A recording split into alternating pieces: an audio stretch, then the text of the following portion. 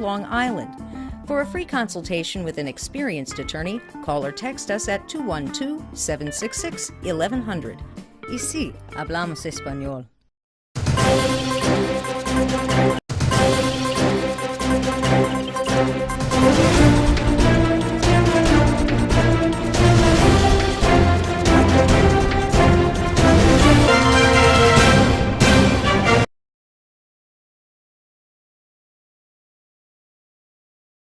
This is Kim Seabrook, and we are live on the Good Look in News today. And we're going to start off with New York news, as I always like to start off with. So thank you for tuning in with me today. And this big thing is going on, eviction. The eviction moratorium winds down. Tenants and landlords prepare. The national moratorium on evictions ended July 31st, but tenants and landlords in New York State still have until the end of August before the eviction protections are lifted. And they are definitely preparing right now. So Joe LaBarbera, who owns and manages more than a dozen properties in Rochester, said that the eviction moratorium has made it financially crippling for some landlords. At the same time, he said no one looks forward to the eviction process. Evictions are something that nobody likes to deal with. And what else is going on with that? At the same time, of course, a lot of these people are suffering. Landlords, the tenants, I know some landlords that have literally had to take an extra job. And with the lengthy docket, he said that landlords will end up taking more of a loss waiting for their day to even just to sit in court. LaBarbera said many landlords have stayed afloat by selling their properties. He said he was able to recoup back rent from a tenant through a rental assistance program.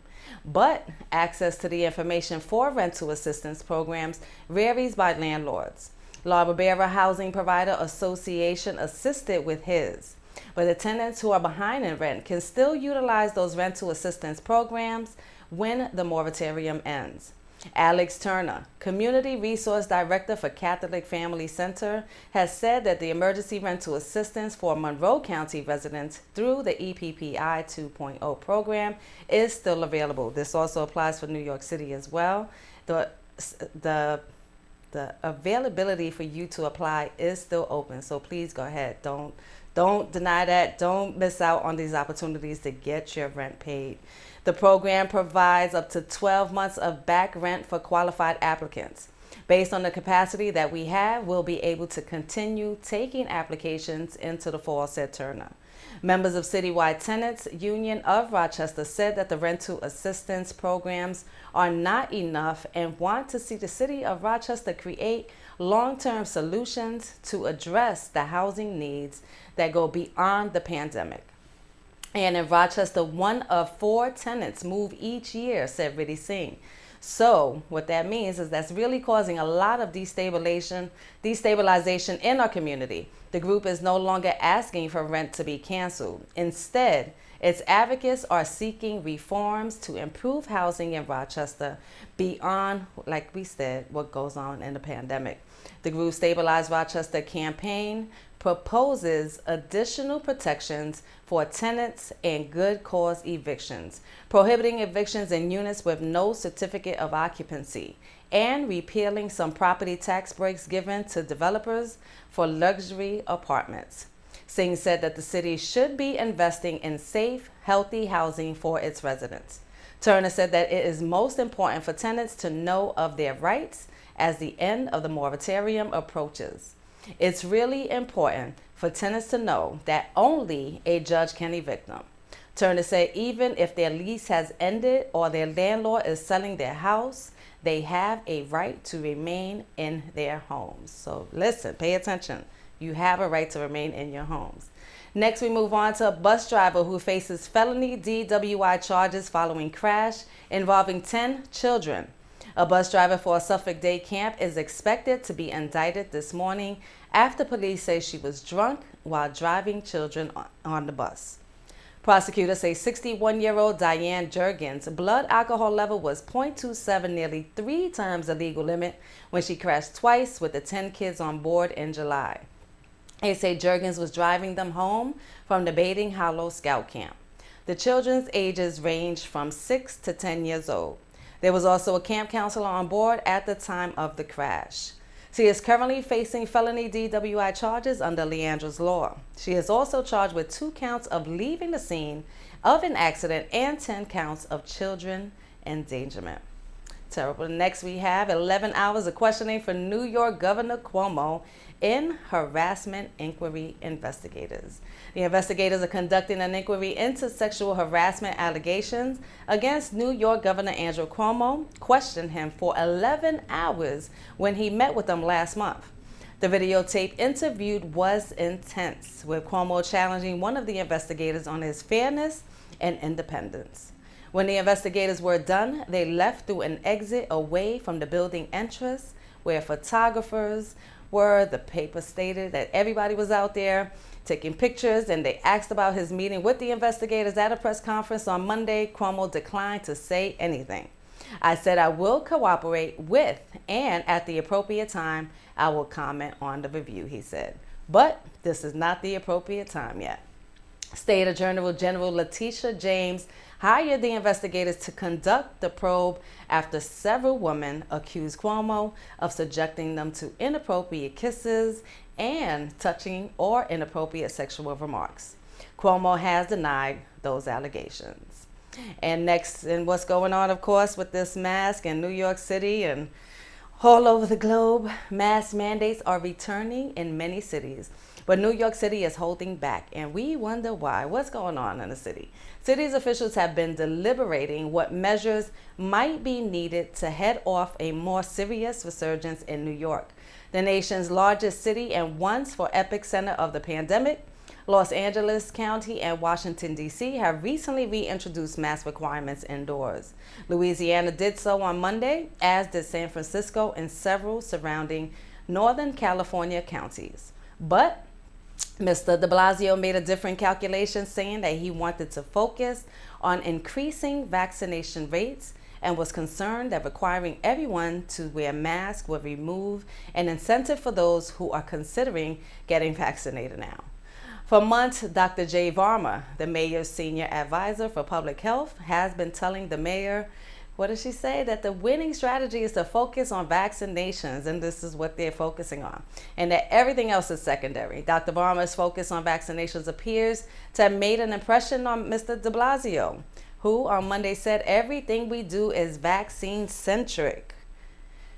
This is a really sensitive topic for me. I just think that there's more to it, to increasing our health than just focusing on getting the vaccine. But let's move forward.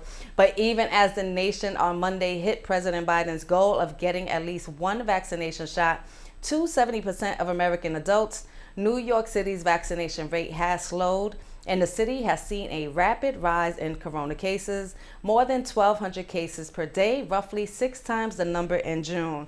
But can we ask how many of those that are tested positive are vaccinated? I don't know. They don't give us that information. The city's fragile economic recovery may be a factor in the city's decision. A broader mask mandate could reinforce fears that it remains unsafe to return to work and prompt employers to reconsider their plans to have their workers return to office after Labor Day. Large-scale gatherings like weddings could also be thrown into doubt. They can't go back to masks and think that the restaurants are going to thrive and people are going to return to the office, said Catherine Wild. Think about that. Think about what was just said. She's the chief executive of the Partnership for New York City, a nonprofit group backed by the Business Center. And next, the food delivery workers in New York City, they struggle against super exploitation. There are an estimated 80,000 people working as independent food delivery workers in New York City through apps such as Grubhub and Uber Eats. A large percentage of this workforce are Latin American immigrants, known in Spanish as deliverysatas. Their importance to the everyday lives of millions of city residents, and consequently, their numbers have grown during the pandemic.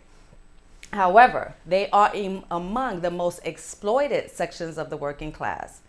Delivercitas work at all times of the day and night in all types of weather, mostly traveling on motorized or foot-powered bicycles through dangerous traffic conditions in among the most congested cities in the world. The danger of the job was tragically demonstrated on July 8th when 24-year-old delivery worker Bokat Yula was struck on his bicycle by a hit-and-run driver in Lower Manhattan. He was taken to Bellevue Hospital, where he died. The food delivery workers suffer miserable pay. They receive no benefits, lack job security, and work irregular hours as quote-unquote gig workers. They are treated as independent contractors, paid by the trip rather than as hourly employees, and must work long hours to earn bare subsistence in one of the most expensive cities in the world. Food delivery workers are sometimes subjected to violence and theft, including of their vehicles. The companies do not provide the vehicles used by the delivery workers, nor do they pay for maintenance or replacement if they are stolen. Electric bikes cost in the neighborhood of $2,000. And in March, a food delivery worker, Francisco Villalva, 29, was shot and killed in East Harlem when he refused to give up his electric bike. In June, a 53-year-old delivery worker was stabbed in the back while riding his bicycle. Many food workers had lost their jobs when the restaurants were closed, and they were employed were forced to close due to the pandemic.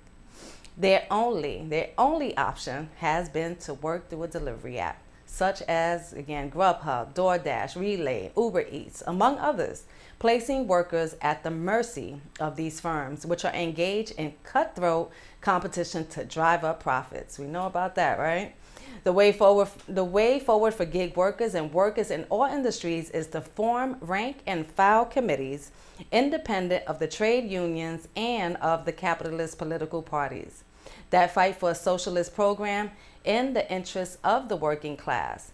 For more information or for help forming a committee, contact the World Socialist Web. They're located at wsws.org/workers. Again, wsws.org/workers if you want to help on forming a committee.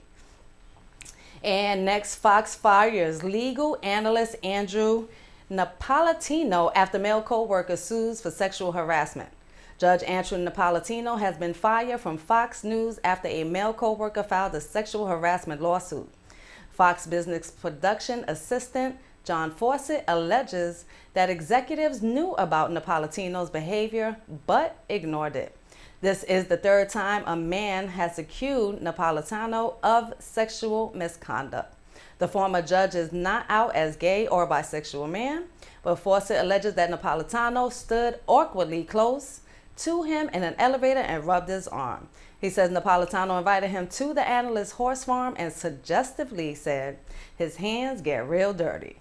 But upon first learning of John Fawcett's allegations against Judge Andrew Napolitano, Fox News Media immediately investigated the claims, and they also addressed the matter with both parties. And the network and Judge Napolitano have since parted ways. Fox News takes all allegations of misconduct seriously. The company had to make sure that was added, saying that it is committed to providing a safe, transparent, and collaborative workplace environment for all of our employees, and took immediate, appropriate action. So 2 other men also have accused Napolitano of sexual assault, saying that the former judge used his power to coerce sex. And this is Kim Seabrook. We are going to go into a commercial break. You're watching Millennium TV 24 on the Good Looking News.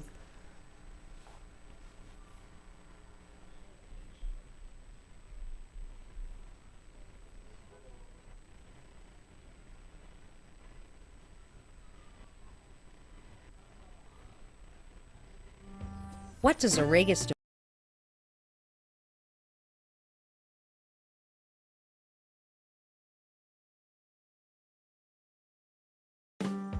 What does a Regis divorce, a Regis bankruptcy, and a Regis personal injury claim have in common? Regis lawyers.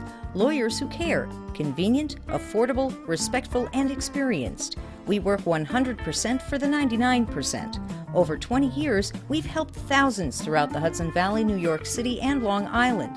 For a free consultation with an experienced attorney, call or text us at 212-766-1100. Y sí, hablamos español. Millennium TV, bridging communities worldwide. We broadcast diverse international content from Europe, Asia, Africa, and now right here in the USA. Watch us via Roku on your smart TV. Submit your own content to 1530entertainmentllc@gmail.com. Download the Millennium TV app from the App Store to stream our shows anywhere, anytime. Millennium TV. Welcome back to Millennium TV 24 on the Good Looking News, and today we have a special guest, and her name is Kiana Williams. If you don't know, she is everybody's favorite CEO, yours, mine, everybody's. She is a digital marketer, professional writer, radio host, like I said, a VPR. She is CEO of Goddess Media. Where is that pretty face of Kiana Williams, my special guest today? Hey Kim, how are you? Thank you so much for having me. I'm doing good. It's an honor to have you too, but I don't see your pretty face on that screen, so I'm waiting to see what's going on here. There we go. Gotcha. Got you. Okay, there we go. Yes, so your favorite CEO, everybody's favorite CEO, we got to let them know, right? Yes, I'm so happy to be here. I'm thrilled. I know. This is like, what, three times the charm, right? We tried to. Yeah, we actually made it happen though this time. Yes, so I'm thank very grateful. goodness. Well, you know, your energy is always vibrant, and we love you. So we wanted to make sure we share it with, you know, our viewers on Millennium TV 24. So talk to us, Kiana. What you got going on? You're CEO of Goddess Media. You're the radio host, VPR Radio. You do press releases, social media marketing. Give us some little background on your history. Yes, so I have a background in the fashion corporate world, which is really how I attained, you know, being able to present the level of professionalism that I do, because that's what my corporation thrives on. Anything that I present for a client has to be top notch in regards of grammar, presentation, sounding good. With digital marketing, I do SEO to make sure that your searchability is high. You have high visibility on all of the search engines, you know, which makes you be able to compete with people in your sector. And especially with, it's so important, especially with COVID, right? A lot of people have had to segue to working at home. A lot of people launched their own businesses, and they're finding that they have a high level of competition online, and they need to immerse themselves but still separate themselves enough to stand out from their competition, and that's what I help my clients to do. I'm also the founder and host of VPR Radio with myself and my partner DJ FMI, who is absolutely incredible. We're live every single Thursday from 2 to 4 p.m. You can watch us via www.vprradio.org. We're live streaming, and you can also watch through our Facebook pages, respectively, as well as Instagram, especially. And then you can Google us on iHeartRadio, Spotify, we're everywhere. That's right. They are everywhere. You better recognize VPR Radio. Give us a little insight. What do you do on what kind of shows do you do on VPR Radio? So in VPR Radio, we really like to highlight people that are making a positive difference. We're not so much about the pop culture. We're not about gossip. That's not how we roll. And while we may touch on some of those topics and give some input, that's kind of what we skate over. We thrive on having people that are philanthropists, that are authors, that are speaking on their experiences, that are gathering people together, unification, education and finance, from any sector that can really be beneficial, educational, help you to think a little bit, you know, deeper, go outside of the basics and what you see in media all the time, and, you know, kind of delve a little further. That's the type of guest that we like to have. So we've had, you know, The System, who's a Grammy nominated, or Grammy winning, I should say, duo, you know, to hip hop producers, authors, actors, doctors in education. We've been blessed to have a really wide range of guests. One of our favorite guests is T Money. He comes on every single season. I know T Money. Yes. Money is everything. That's Sam. You know, Pudgy the Fat Bastard, legendary hip hop artist. Also Sam. So, you know, we're blessed to have a great round, and then we only play independent music, which I think is so important, because especially with commercial music these days, which has a lot of negative connotation, we like to show you great music that you can not just feel good about because the beat is dope, but it's not necessarily bashing women, bashing men. It's all about sex, drugs, money. You know, we like to think outside of the box. So, and at the same time, give these independent artists a chance Because of Hot 97, you don't have to pay the DJ. Like, just send us your stuff, follow us, retweet, show some love, and we'll show some love. We'll add you to our playlist. Which is so important because underground, there's so many amazing artists, and they just won't get to the level, that they will want to like be. yourself. Thank you. So, Thank you. absolutely. Yes. Unless you sell your soul, but that's a whole nother story. We need a whole show for that one, right? So let's get into what you were doing recently. We announced that on Millennium TV. Women in the Black, that was to unite businesswomen and offer inspiration and insight to women in business. And you had a panel on there, and it was Unapologetic Entrepreneur. What was that panel about? Because unfortunately I was unable to listen in. So that was a great panel. I think as an entrepreneur, and again, going back to the pandemic, there was a shift. There's been a shift in the mindset. Before, you tell someone you're an entrepreneur, they're like, oh, how's your little business doing? How's your little this doing? And it's funny because you tagged me in a post the other day with that. And I'm like, I've heard about the little business, but now so many people are creating their own little businesses. So we had a wide range of people from all walks of life that were just trying to figure out how to make their business do better if they're at a standstill. And really we were there to encourage people because being an entrepreneur is very, very hard. You go through it. And I'm an entrepreneur. I'm a mom. I run not one, but several businesses, live radio show every week. So it's a lot to stay on top of. Plus, kids that are doing remote schooling at home. So there's a schedule. You got to, so we were really just talking about the struggles that we face and also how we get through them. For me, I have anxiety. So in order to relieve that a lot, I've learned to stop putting myself under so much pressure. I used to adhere to this to-do list, which is just never ending. My to-do list never ends. And there was never a break in it for like the unexpected. And in my life, there's always an unexpected. Everybody, a kid getting sick. I'd be in the middle of working and they're calling me like, hey, Justice just grew up. I'm like, great. And I'm, far away from where I actually bring my kids to school so they can have a great education in New York City. And so, I got to put down what I'm doing, and now I've lost time, so that'll start making me anxious. Now I'm having a panic attack. I can't pull it together. I can't breathe. So I had to relieve my own pressures, dial it back a little bit, start, setting my goals big, but then breaking them down into small ones where they were actually actionable. The same things that I tell my clients pretty much. I wasn't living in my own life because I'm so busy managing their stuff. I start, forgetting my own self-care. Totally understandable from another entrepreneur. Absolutely. From another entrepreneur and mom. Yeah. How many hair people who do hair, you see their hair looks like a hot mess, right? Or their nails, or they do nails because they're always focusing on somebody else. But go ahead. I'm sorry. Just making an example.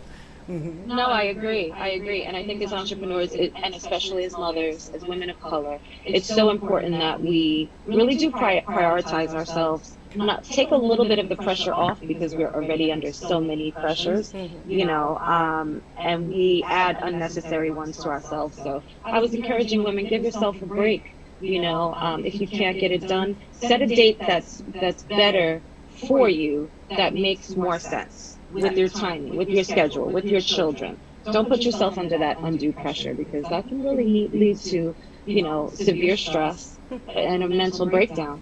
Absolutely. And we don't talk about it enough, but it happens a lot. And I think social media gives it a platform to act like it doesn't exist, Or everyone's beautiful and happy. Yeah, everyone needs to also... crying.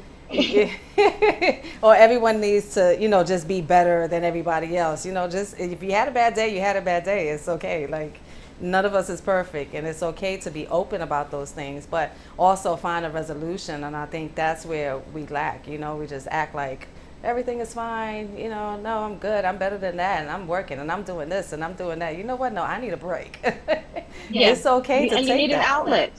You need an outlet, whether it be therapy. That's also something that, especially in our communities, is looked down upon. But knowing that you can be vulnerable, that you need to be able to be vulnerable, and even if it's just speaking to a stranger that doesn't know you from Adam, so they're not going to judge your life.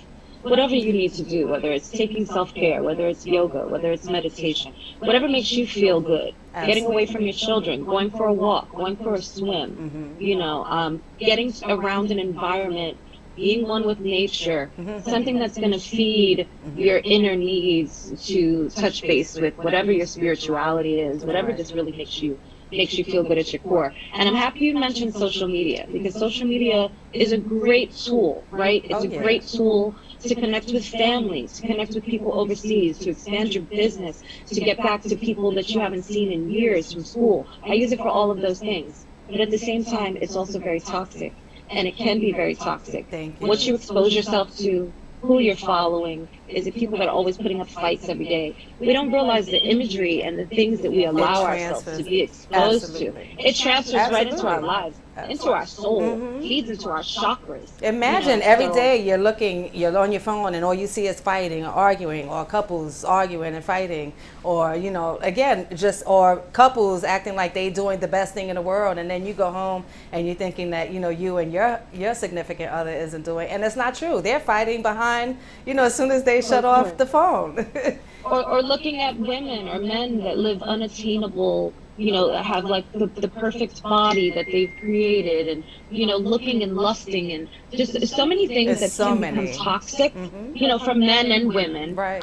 It's become a big issue in a lot of relationships, because a lot of women are addicted to it, looking for the attention. A lot of men are addicted to it, looking to the Instagram models and OnlyFans. And so I think you really have to use a great amount of discernment with what you have in front of you, and the tools that you have in front of you, and how you use it. Absolutely. Definitely be careful who you follow. I don't have a problem. I will block you. I will unfollow. But there are certain things that I don't follow. Yeah. There are certain things that I don't follow to begin with, because if you see their posts, if you see their feed and what they're always sharing, then why would you follow something that's always all you see is negativity, So same here. Yeah. It means a lot, and people really don't understand, because again, we talking about it because this is what's going on right now. Everything is, look, we're on Zoom. You're not sitting here next to me, unfortunately. Right. I would prefer you being right here, and I give you a high five, Yes, exactly. and a hug and stuff like that,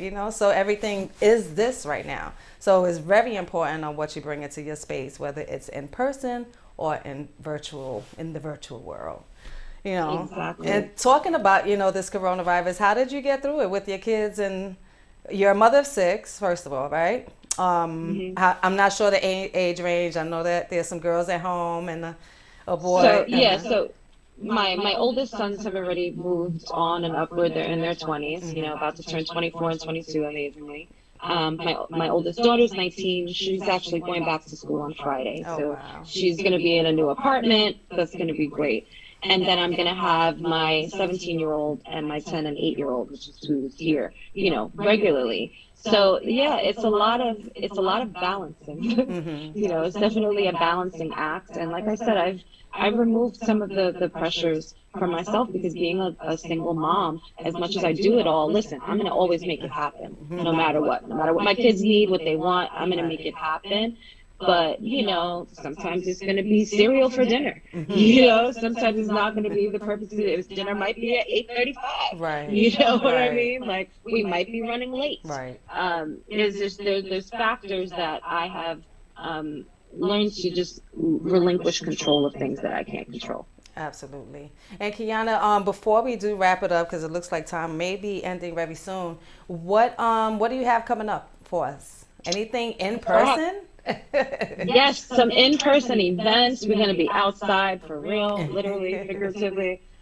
So I'm doing a media event for Pudgy the Fat Bastard. Okay. I am looking to have the author of the recent book about Tupac called Changes, Sheldon Pierce. So I'm seeking him out to come in and do a panel talk about the book, because Pudge actually has 3 pages in the book, because he was really good friends with Tupac. Okay. And so I really want to delve into the life of Tupac further and their friendship, and just give more, and then we're going to do a private listening session for media and a few key people. Kim, I would love for you to be there and bring Millennium. That would be awesome. Yes. I think everyone is going to be so shocked. If you remember Pudgy the Fat Bastard as the hip hop, boom bap, like hard body, this is not the Pudge that anyone remembers. He's bringing such a different, various sound, and he's one of the most talented person in the game. I'm going to say that straight up. Nice. Like, I said it, and now the world is going to see it. So I'm doing that, and then my client, Kevin Thompson of High Net Academy, we're going to be doing an event the first weekend of November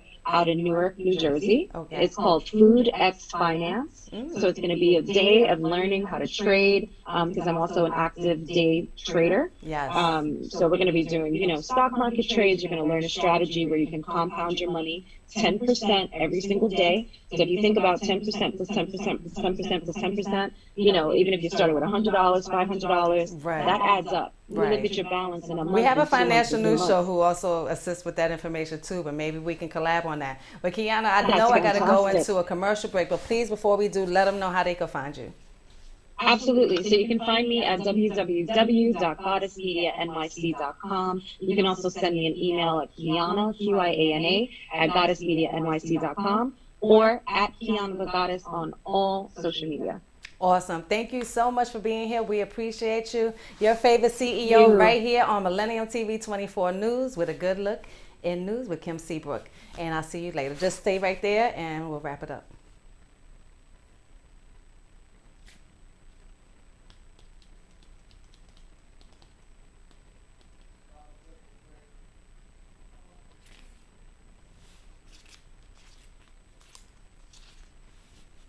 What does a Regis divorce, a Regis bankruptcy, and a Regis personal injury claim have in common? Regis lawyers. Lawyers who care. Convenient, affordable, respectful, and experienced. We work 100% for the 99%. Over 20 years, we've helped thousands throughout the Hudson Valley, New York City, and Long Island.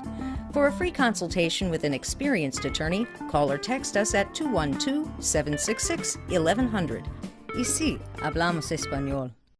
Millennium TV, bridging communities worldwide. We broadcast diverse international content from Europe, Asia, Africa, and now right here in the USA. Watch us via Roku on your smart TV. Submit your own content to 1530entertainmentllc@gmail.com. Download the Millennium TV app from the App Store to stream our shows anywhere, anytime. Millennium TV.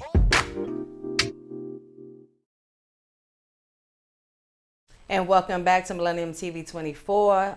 We want to thank again Kiana Williams, your favorite CEO of Goddess Media, also founder of VPR Radio, for being in tune with us today. And we're going to get back into the news on what's going on. And dating has changed during the pandemic. Oh, dating has changed the past few years, but it's more interesting this year, I guess, huh? Let's see what's going on. Early in the coronavirus pandemic, Jennifer Sherlock went out with a few men she met through some dating apps. The dates were weird, she said, and not just because they were masked, socially distanced, and outdoors. On one occasion, a date remained masked while they were out for a stroll, but soon after invited her back to his place. A move Sherlock saw as reckless. It was so off-putting and awkward, she said. So we wouldn't be safe outside without masks, but we would be safe back at his place, maskless? She decided that she needed a way to filter people, so she began arranging video chats before agreeing to meet anybody in person. Sherlock 42, a PR consultant who lives in New Jersey, said it's a practice she'll continue post-pandemic. Sherlock isn't alone in changing the way she used dating apps during the pandemic, prompting many to roll out new features. Despite the social distancing of the past 18 months, the use of dating apps in general has surged as people sought connections amid their isolation. Tinder reported that 2020 was its busiest year yet. This year, its users have already set 2 records for usage between January and March. Hinge tripled its revenue from 2019 to 2020, and the company expected to double from that this year. In response to changing demands, Tinder announced new tools last month that will allow users to get to know people better online. People will now be able to add videos to their profiles and can chat with others even before matching with them. The dating apps say their research shows video chats are here to stay, even as life starts to return to normal in some parts of the world. Almost half of Tinder users had a video chat with a match during the pandemic, with 40% of them intending to continue them post-pandemic. Tinder says this is largely driven by Gen Z users in their late teens and early 20s who now make up more than half of the app's users. And the majority of Hinge UK users, 69%, also say that they'll continue with virtual dates after the pandemic. I am glad I am not a Gen Z. But let's go on into the lawmaker who named rape accuser says she did nothing wrong. An Idaho state lawmaker refused to answer questions that she deemed irrelevant during a hearing Monday to determine whether she violated ethics rules by publicizing in disparaging social media posts the name of a woman who accused another lawmaker of rape. The lawmaker also argued that the young state house intern who said she was raped wasn't actually a victim or entitled to privacy under the law. Republican Representative Priscilla Giddings became the subject of 2 ethics complaints by about 24 lawmakers after she publicized the rape accuser's name, photo, and personal details about her life in April by sharing links to an far-right news article on social media and in a newsletter to constituents. The Legislative Ethics Committee scheduled the public hearing after finding probable cause that Giddings engaged in conduct unbecoming a representative, which is detrimental to the integrity of the House as a legislative body. The lawmaker accused of raping the intern, Republican Aaron Von Ellinger, resigned earlier this year after the Ethics Committee recommended he be removed from the State House. Von Ellinger has denied all wrongdoing. The rape allegation is under investigation by police. Giddings told the Ethics Committee Monday that shortly after allegations against Von Ellinger became public in April, she also called on one of his attorneys to ask if he would release Von Ellinger's response to the rape accusation and if he planned on including the accuser's name. After the attorney did so, Giddings says she checked with a news reporter to determine if he had received the document. Giddings told the committee, and then she said that she went on Facebook to post a link to a different far-right blog article that included the intern's photo, name, and other personal information, and linked it to the same article in a newsletter to constituents. After the intern identity was revealed, she was subjected to a flood of harassment. Advocates for victims of sexual assault said that the situation showed why many are afraid to report crimes. But Giddings, who is running for lieutenant governor, said that the complaints about her behavior amounted to little more than woke cancel culture and argued the ethics investigation was politically motivated. And next, Pepsi code to sell Tropicana, other juices in $3.3 billion deal. Pepsi Company will sell Tropicana and other juices to a private equity firm in a $3.3 billion deal. The New York drink and snack company will keep a 39% non-controlling stake in a newly formed joint venture and deal with the PIA partners. The sale reflects the industry uncertainty about demand for fruit juice as consumers look for healthier options with less sugar, said Howard Tefler, head of soft drinks at Euromana International. This deal reflects the desire of the industry to focus and innovate around a smaller core of categories and brands, including water, energy drinks, coffee, and a staple carbonated soft drinks. U.S. juice sales volumes actually rose last year as more people enjoyed breakfast at home during the pandemic and sought the immunity benefits of vitamin C, Tefler said. But that was a blip in the long-term decline. Overall, juice sales fell 3% between 2015 and 2020, the data firm stated. Juice consumption in the U.S. peaked in 2003 at 4.2 billion gallons, but by 2017, that had fallen to 3 billion gallons, wrote Brian Sedano. He is the managing partner of Beverage Marketing Corporation. The group does not see that trend changing.